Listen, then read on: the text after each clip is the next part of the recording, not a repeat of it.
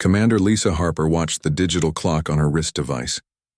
3 hours into today's negotiation session, and the Galactic Council representatives had yet to address any of Earth's core concerns. She glanced at Ambassador Eric Daniels, noting the tightness around his eyes. After 90 days of these talks, his legendary patience was wearing thin. The Grand Chamber of Reconciliation, as the aliens pompously called it, stretched in a perfect circle with the negotiation table at its center. 17 different species sat across from the human delegation. Some breathed different atmospheric mixtures through specialized masks. Others required gravity adjustments to their seating areas. All looked down on humans as primitive newcomers. "We will now address item 23 on the agenda," announced the Varaxian High Chancellor, his 6 crystalline eyes catching the light as he moved. Human military presence in the Proxima Centauri system. Lisa suppressed a sigh. They had covered this 3 times already. The Council remains concerned about human weaponry in what has traditionally been considered a neutral zone, continued the Chancellor, his translator converting his clicking language into flat, emotionless English. "We propose a 50% reduction in human defense forces, to be replaced with Council peacekeeping ships." Eric leaned forward. "Chancellor, with respect, Proxima Centauri contains 3 human colony worlds with over 8 million citizens. Our defense force there is already minimal. Yet your ships carry weapons far exceeding what is necessary for colonial protection," countered the Zalarian representative, his gelatinous body quivering with what might have been indignation. "Our scans indicate energy signatures consistent with Class 4 defensive systems, which are standard for protection against space debris and local threats," Lisa interjected. "We've provided full specifications 3 times now." The Taurian ambassador, a massive being with skin like polished bronze, rumbled through his translator. "Humans advanced from planetary travel to interstellar capabilities in less than 200 years. Such rapid technological development requires oversight." "Oversight," Eric repeated quietly. An interesting choice of words. He exchanged glances with Lisa and the other human representatives. Something unspoken passed between them. Lisa felt her heart beat faster. They had discussed this possibility, but she hadn't truly believed it would come to this. "Let us be direct," Eric said, his voice suddenly clear and strong. "In 90 days of negotiations, the Council has asked Earth to reduce its military presence in our own territories, restrict our research and development, share our technological advances without reciprocation, and limit our colonial expansion. In return, you've offered what you call protection and guidance." The Council chamber grew still. Even the translators seemed to pause. "What you call guidance, we call control," Eric continued. "What you call protection, we recognize as containment." The Varaxian Chancellor's crystalline eyes flickered rapidly, a sign of agitation Lisa had learned. "Ambassador Daniels, surely you understand the Council's responsibility to maintain galactic stability. Your species is young, impulsive. My species," Eric interrupted, "traveled between stars while most of yours were already part of this Council. We developed faster than light travel independently, without assistance. We terraformed worlds you deemed uninhabitable. We cured diseases your medical science gave up on centuries ago." He stood up slowly. The other human delegates, following the planned protocol, began gathering their materials. "Ambassador?" The Chancellor's translator couldn't hide the alarm in his voice. "These talks are not concluded." "I believe they are," Eric replied. He unpinned his universal translator from his collar and placed it deliberately on the obsidian table. The Council erupted in a cacophony of sounds, each species talking over the others as their translators struggled to keep up. Lisa watched with a strange sense of calm. They had feared this moment, but now that it had arrived, it felt right. From the shadows at the edge of the chamber, Council Security Director Ben Martinez observed with knowing eyes. A human who had worked with the Council for 15 years, he alone had warned the galactic leaders about underestimating Earth. Now he watched his prediction unfold. "You cannot simply walk away," protested the Aurelian representative, her feathered crest rising in agitation. "The protection treaties must be finalized." Lisa stood beside Eric. There will be no treaties that reduce Earth to a client state. We came seeking partnership. You seek subordinates. The human delegation moved as one toward the chamber's grand exit. Ambassador Eric paused at the doorway and turned back to the stunned council. For 40 years, we have knocked politely at your door seeking friendship, he said. For 40 years, you have treated us as children. Today, we stop knocking. The massive doors closed behind them with a sound that echoed through the chamber. In the sudden silence, the council representatives looked at each other in confusion and growing concern. They cannot survive without our protection, the Zilarian gurgled. The frontier territories will consume them. Ben Martinez finally stepped forward from his observation post. Though he worked for the council, his loyalties had always been complex. You still don't understand what just happened, he said quietly. Humans didn't need your protection. They wanted your friendship. There's a difference. The Varaxian chancellor swiveled his crystalline eyes toward Ben. Explain yourself, Director Martinez. While you've been dragging out these negotiations for 90 days, asking them to disarm and submit, what do you think Earth has been doing? Ben asked. Sitting idle, hoping for your approval? A ripple of unease moved through the chamber. We have monitored their activities, the Chancellor replied, but with less certainty. Their fleet movements, their communications. You've monitored what they allowed you to see, Ben corrected. I've been warning this council for years. Humans developed faster than any species in recorded history. They split the atom, went from planetary flight to landing on their moon in less than 70 years, and created artificial intelligence that didn't try to destroy them. He walked to the obsidian table and picked up Eric's abandoned translator. You think they're walking away because they're frustrated, he said, turning the small device over in his hand. They're walking away because they don't need you anymore. And that should terrify you. As the human delegation boarded their ship at the Council's orbital docking station, Lisa Harper felt a weight lift from her shoulders. Do you think they'll come after us? She asked Eric. The ambassador looked out at the stars beyond the station. Eventually. But by then, it will be too late. Their ship detached from the station, its engines powering up with a hum that felt like freedom. As they accelerated away from the Council headquarters, Lisa's communication device lit up with messages from Earth and the colonies. Phase 1 complete, she reported. Commencing Phase 2.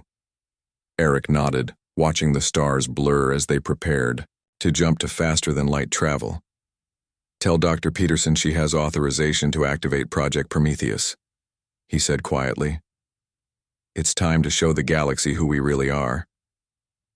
The ship vanished into the darkness, leaving only questions and dread in its wake. News of the failed peace talks spread across the galaxy like ripples in a pond. On thousands of worlds, beings of all forms gathered around information terminals, watching recordings of the human delegation walking out of the Grand Chamber. Some reacted with shock, others with worry, and a few with quiet satisfaction. Governor Samantha Wright stood at the wide viewport of her office on Proxima Centauri 4, watching the red dwarf star cast its glow over the colony's biosphere domes. Her assistant entered silently and placed a datapad on her desk. It's confirmed then? Samantha asked without turning. Yes, Governor. Ambassador Daniels and the Earth delegation have officially withdrawn from Council negotiations. All human representatives across Council space have been recalled. Samantha nodded, a small smile forming on her lips. About time.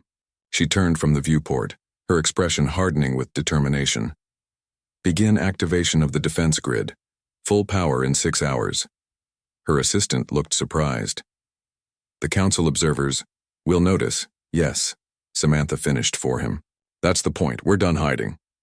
She picked up the datapad, scanning the encoded instructions from Earth Command. Alert all colonial citizens that Phase 2 has begun.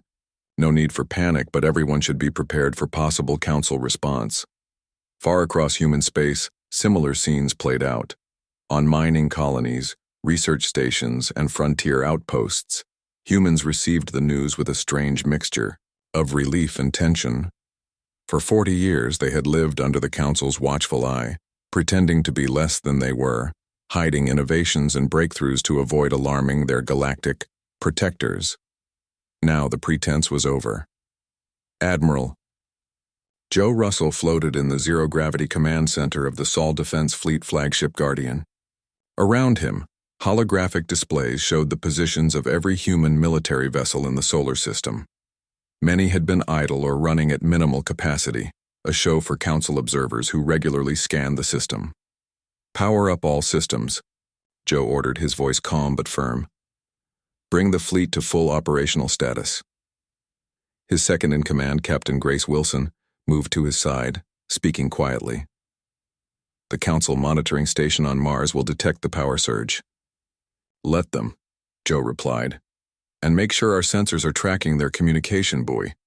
I want to know the moment they report back to headquarters." Throughout the Sol system, previously dormant defense platforms hummed to life. Ships that had appeared outdated and underpowered suddenly glowed with energy signatures far beyond what the Council believed humans could produce. In the Galactic Council's massive orbital headquarters, emergency sessions convened almost continuously. Representatives from all 17 member species argued, accused, and panicked as reports flooded in from across human-controlled space. The Zellarian representative's gelatinous form rippled with agitation as he addressed the Council. "The humans must be brought back to negotiations immediately. Their actions threaten the stability of 3 sectors." "With what leverage would you propose to bring them back?" asked the representative from the usually silent Andromeda Confederation. Olivia Clark had observed Council proceedings for years, rarely speaking. Now all eyes turned to her. "The humans have revealed their true capabilities," she continued calmly. "The defensive systems now active in their territories exceed anything our analysts predicted they possessed." The Varaxian High Chancellor clicked his mandibles nervously. "Our intelligence suggested their technology was at least 50 years behind achieving such capabilities." Ben Martinez, still serving as Council Security Director despite his human origins, stepped forward. "Your intelligence was wrong because humans deliberately misled you. While your observers watched their outdated ships and minimal defenses, their real work happened elsewhere." The Council chamber fell silent, the gravity of the situation sinking in. "How?" demanded the Aurelian representative, her feathered crest flat against her head in distress. "How could they hide such developments from our monitoring?" Ben allowed himself a small smile. "Because you taught them how. Every time the Council demanded to inspect human facilities, every time you insisted on verifying their capabilities, you showed them exactly how your detection systems work. And humans are very good at solving puzzles." Deep beneath the rocky mountains on Earth, Dr. Kathy Peterson moved through the cavernous laboratory of Project Prometheus. Scientists and engineers worked at a feverish pace, no longer concerned with hiding their activities. Defense Secretary Frank Williams watched from a raised platform as workers assembled a device unlike anything humans had publicly acknowledged, creating. 90 days, Frank said as Kathy joined him. "That's how long Ambassador Daniels kept the Council distracted with peace talks." Kathy nodded. "It was enough. The network is ready for deployment." She gestured to the center of the lab where a spherical device rotated slowly, suspended in a containment field. It emitted a soft, violet glow that seemed to bend the light around it. "Will it really work as designed?" Frank asked, his voice low. "Prototype exceeded our expectations," Kathy replied. "Once deployed, the network will allow us to monitor all Council communications without detection. Not just passive listening, we'll be able to filter what they can see and hear in our space." Frank's eyebrows rose. "You mean we could make an entire battle fleet invisible to their sensors?" "Theoretically," Kathy said with a small smile. "Though I wouldn't recommend testing that particular capability too soon. There are still 17 Council probe ships in human territory. We should let them observe certain things." On distant Council worlds, the first anomalies in subspace communications began to appear. The Varaxian Science Directorate noted unusual patterns in routine data transfers, brief moments where signals seemed to duplicate or echo before continuing to their destinations. Initial diagnostics found no cause. The communication network that had served the Council for millennia appeared to be functioning normally, yet something was different, something subtle that their systems couldn't quite identify. Another error cluster, reported a Varaxian technician, his crystalline eyes flickering with confusion. That's the 7th in the past hour. His supervisor studied the data patterns. Run a full spectrum analysis. Focus on the transmissions, passing near human space. The technician input the commands, then froze as the results appeared. That's impossible, he whispered. The supervisor moved quickly to his station, staring at the display in disbelief. For just a moment, their scanning program had detected something extraordinary. Human communication signals integrated seamlessly with the Council's own network, invisible except when directly analyzed. How long? The supervisor asked, his voice barely audible. How long have they been inside our systems? Before the technician could respond, the anomaly vanished. Subsequent scans showed nothing unusual, but the damage was done. The seed of fear had been planted. The humans weren't just walking away from the Council, they had already moved far beyond it, in ways the galaxy's oldest civilizations were only beginning to comprehend. 3 weeks passed since the humans walked away from the peace talks. Across the galaxy, an uneasy quiet settled over diplomatic channels. The Council sent 16 official messages to Earth, requesting renewed negotiations. Earth acknowledged, each one but provided no substantial response. In the vast darkness between star systems, Council observation ships noted unusual activities in human space. Massive construction projects appeared almost overnight around Earth's orbital stations. Energy signatures unlike anything previously recorded emanated from several human colonies. Most concerning to Council analysts were the new deep space platforms being assembled at the edges of human territory. Director Ben Martinez stood before the Galactic Council, his expression carefully neutral as he delivered his report. Our intelligence networks can no longer effectively monitor human activities, he stated plainly. Their new technology blocks our standard observation methods.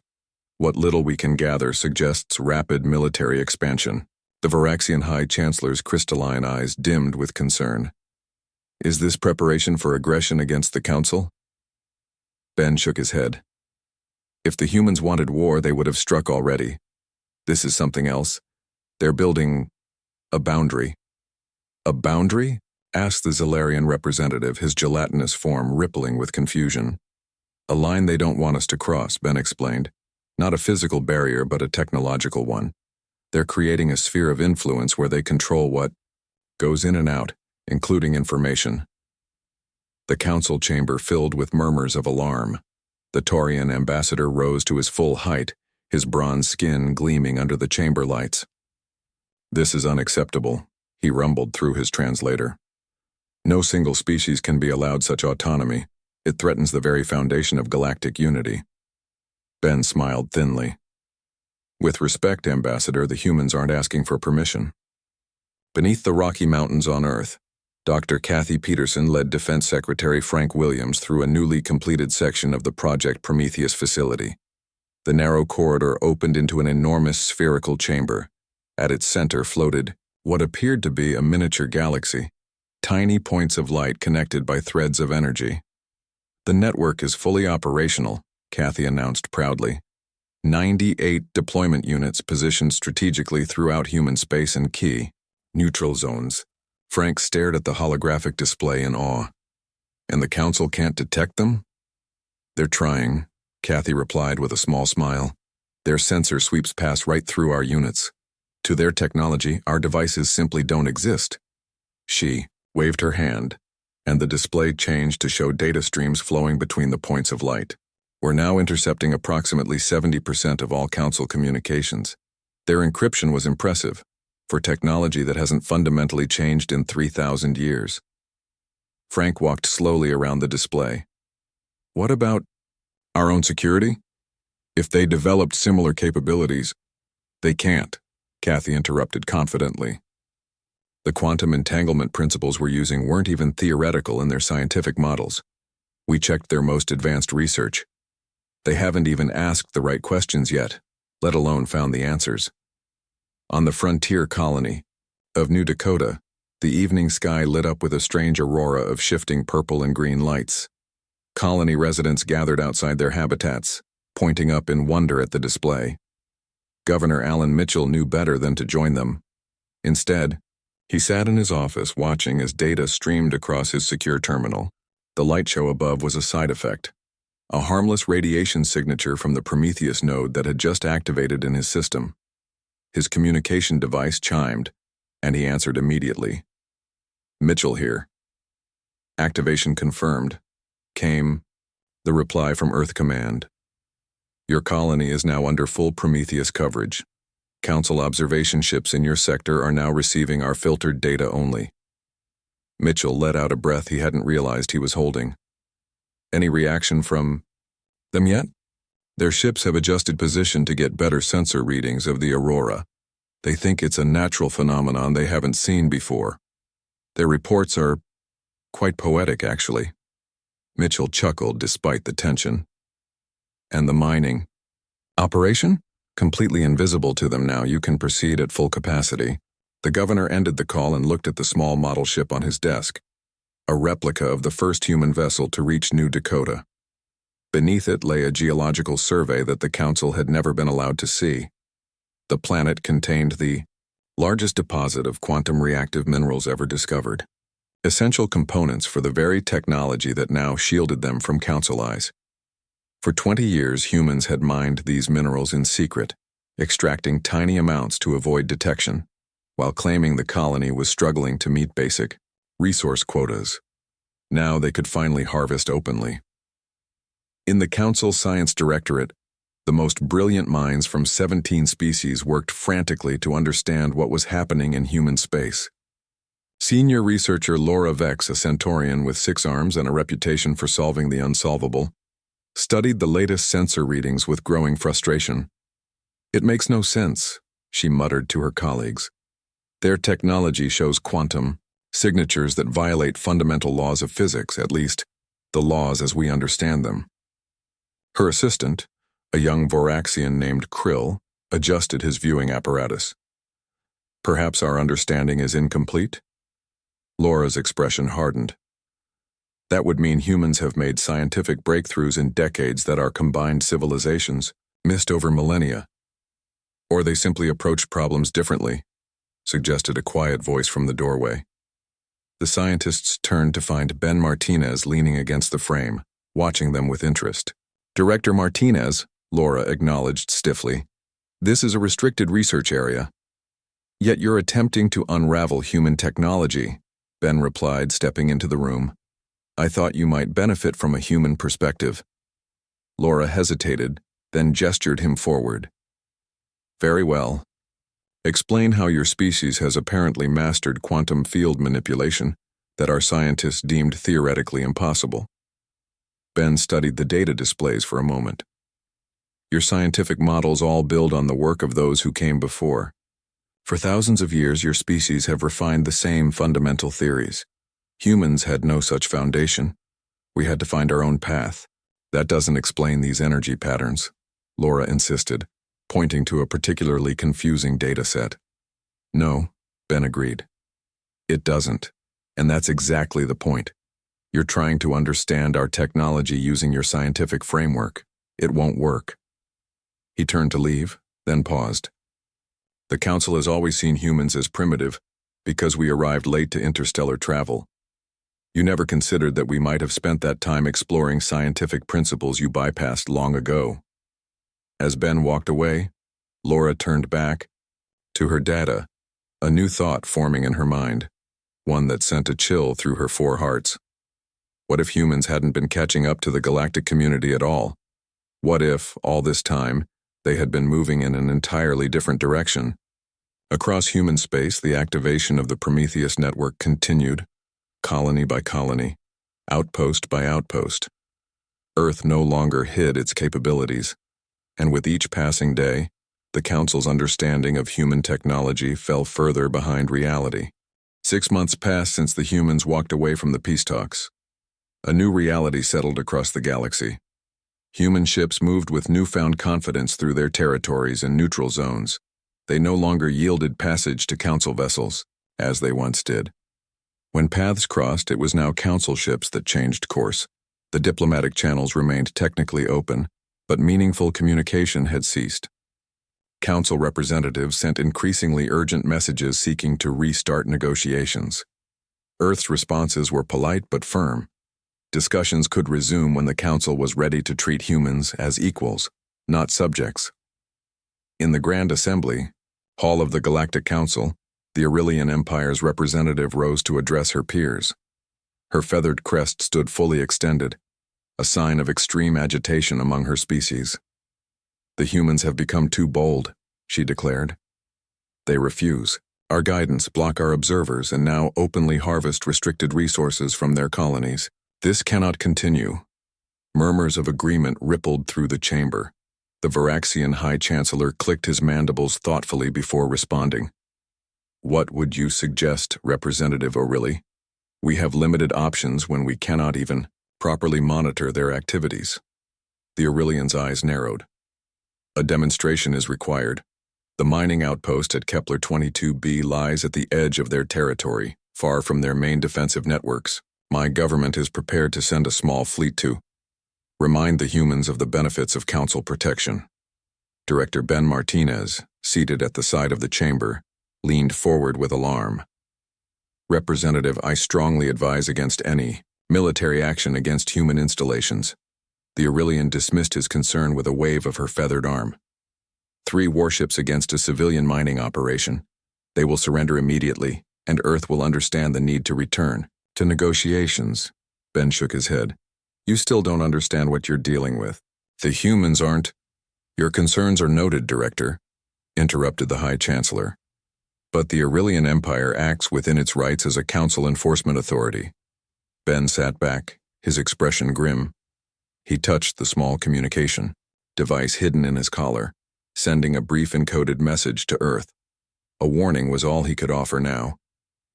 3 days later, 3 massive Aurelian warships dropped out of faster-than-light travel near the human mining outpost at Kepler 22b. Each vessel stretched over a kilometer in length, bristling with weapons designed to intimidate. The ships moved into an attack formation around the seemingly defenseless outpost, a collection of habitation domes and mining equipment on a rocky planetoid, with only 2 small patrol ships docked at its orbital station. From the command deck of the Aurelian flagship, Commander Vex Toril watched with satisfaction. "Open a channel to the human facility," he ordered. The communications officer complied, and soon the image of a middle-aged human male appeared on the main screen. "This is Administrator Peter Johnson of Kepler 22b Mining Operations," the human said calmly. "How can I help you, Commander?" Vex straightened his feathered uniform. "Administrator Johnson, your facility is in violation of Council resource extraction protocols. Your operation will now come under Aurelian supervision until proper council oversight can be established." Peter raised an eyebrow. "I see. And the warships are necessary for this supervision?" "They ensure your cooperation," Vex replied. "Prepare to receive our boarding parties. Any resistance will be met with force." Peter sighed, looking almost disappointed. "Commander, I'm going to give you one opportunity to withdraw from this system peacefully." Laughter erupted from the Aurelian bridge crew. Vex's crest fluttered with amusement. "You mistake your situation, human. Look around you. Your outpost has no defenses. Your 2 patrol ships are nothing compared to our warships." "That's where you're wrong," Peter said quietly. "You see only what we've allowed you to see." He pressed a button off-screen, and suddenly the image changed. The outpost's administrator was now standing in what appeared to be a highly advanced command center, not the simple office that had been visible moments before. "Commander Vex, we've been monitoring your approach for the past 6 hours. Your ships entered our defense perimeter 4 hours ago. We could have disabled you then, but I wanted to give diplomacy a chance." Vex's crest flattened against his skull. "What defense perimeter? Our scans show nothing." "Exactly," Peter replied. "Now you have 5 minutes to reverse course and leave this system." After that, we will take defensive action. Vex turned to his sensor officer. Full scan of the area. Find their defense systems. Nothing, Commander, the officer reported frantically. All scans show only the mining facility, and they're two small ships. Vex turned back to the screen, his feathers puffing with rage. Your bluff is pathetic, human. There are no defensive installations here. We would have detected them. Peter simply looked at his watch. 4 minutes remaining, Commander. Vex cut the communication channel. Weapons systems online. Target their habitation domes. The weapons officer worked his controls, then froze. Commander, our targeting systems are not responding. What? Vex rushed to the weapon station. Something is interfering with the targeting computers. They're shutting down. One by one, systems throughout the flagship began to fail. Weapons, engines, shields, all suddenly inoperative. Reports flooded in from the other two warships reporting the same mysterious failures. Within exactly 5 minutes, all 3 Aurelian warships floated powerless in space, only their life support and basic communications still functioning. The image of Administrator Peter Johnson appeared again on their screens.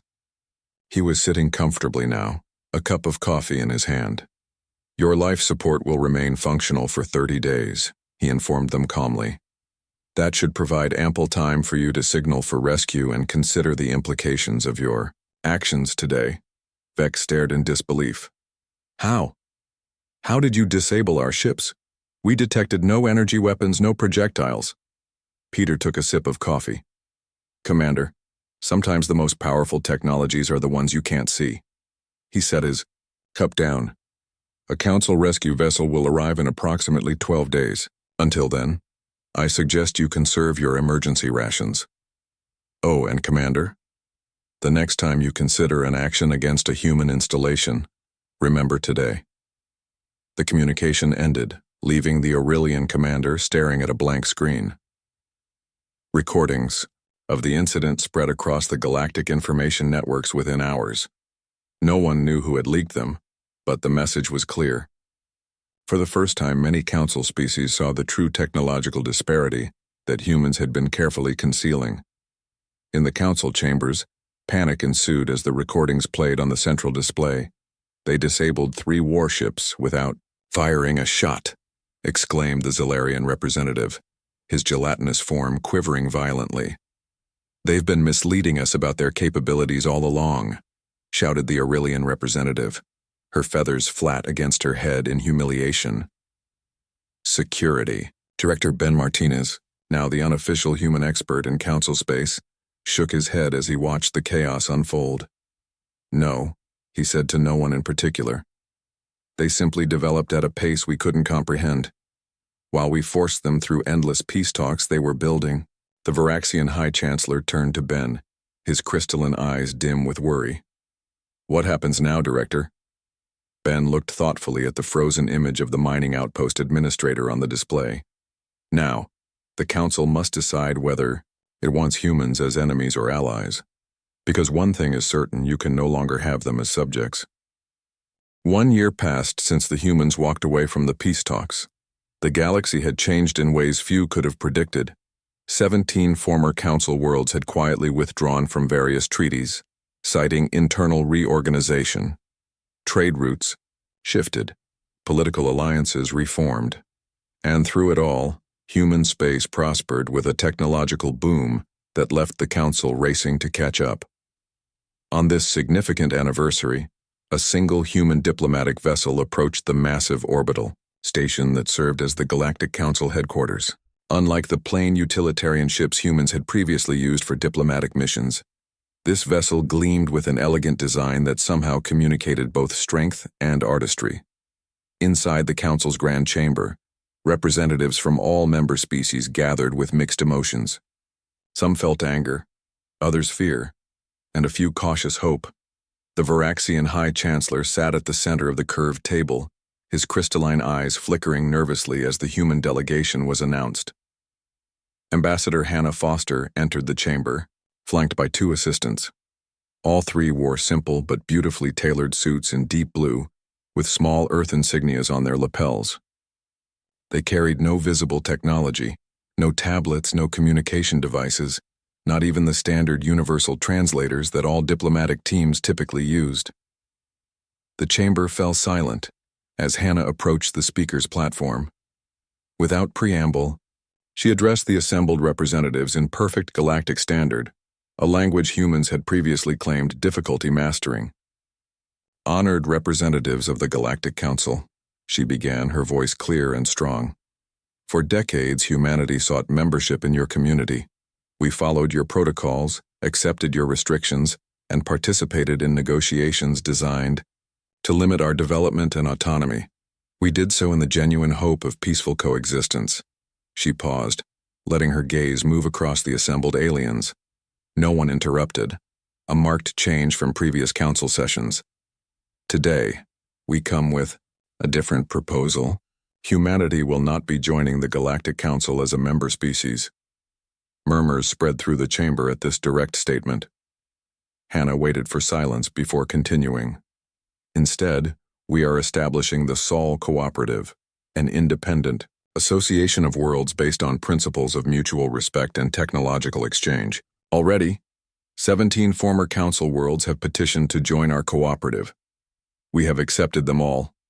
The murmurs turned to outright exclamations of shock. The High Chancellor raised his appendages for order, but the chamber took several minutes to quiet. "Ambassador Foster," the Chancellor said finally, his translator conveying the strain in his voice, "you cannot simply create a competing galactic association. The treaties and protocols established over thousands of years—" "With respect, Chancellor," Hannah interrupted gently, "we already have. The Sol Cooperative exists, it is growing, and it operates on principles fundamentally different from the Council's hierarchical structure." She placed a small sphere on the podium. It hovered slightly above the surface, then projected a holographic map showing Earth and its colonies, surrounded by a network of glowing points that extended far beyond traditional human space. "Our borders will remain open to peaceful trade and cultural exchange with all Council worlds," Hannah continued. "Knowledge and resources will flow freely between our peoples. But let us be absolutely clear. Any act of aggression against human worlds or our allies will be met with immediate and proportional response." The map expanded, revealing a defensive network now surrounding not just Earth, but dozens of formerly vulnerable worlds. Director Ben Martinez watched from his usual position at the side of the chamber, a small smile on his face. 6 months ago, he had resigned his council position and accepted a role as advisor to the Sol Cooperative. Today, he wore the same blue suit as the human delegation. The Zalarian representative's gelatinous form rippled with agitation as he addressed Hannah. "You speak of peace while displaying military capabilities. This is a threat, not a diplomatic offer." Hannah shook her head. "No, this is transparency, something the Council has always claimed to value. We show you our defenses so there will be no misunderstandings, no Aurelian incidents. We hide nothing from you now." She gestured to her companions, who stepped forward. "My colleagues will remain here to answer your questions and discuss potential avenues for cooperation between our organizations. I will return in 30 days to hear your response to our proposal." The High Chancellor's crystalline eyes dimmed with confusion. "What proposal? You have merely informed us of actions already taken." "Our proposal is simple," Hannah replied. "The Galactic Council and the Sol Cooperative can exist as equal entities, sharing this galaxy in peace. We offer technological exchange, mutual defense arrangements, and open borders. The very partnership we sought from the beginning." She collected the holographic projector and turned to leave. "Consider carefully, Chancellor. The future need not be one of competition or conflict." As the human delegation departed, leaving the Council in disarray, the Andromeda representative approached the Varaxian High Chancellor in the suddenly emptied chamber. "They gave us every opportunity to treat them as equals," she said quietly. "Now we must deal with them as the power they have become." The High Chancellor's crystalline eyes dimmed with recognition of a costly mistake. And to think all of this could have been avoided if we had simply listened.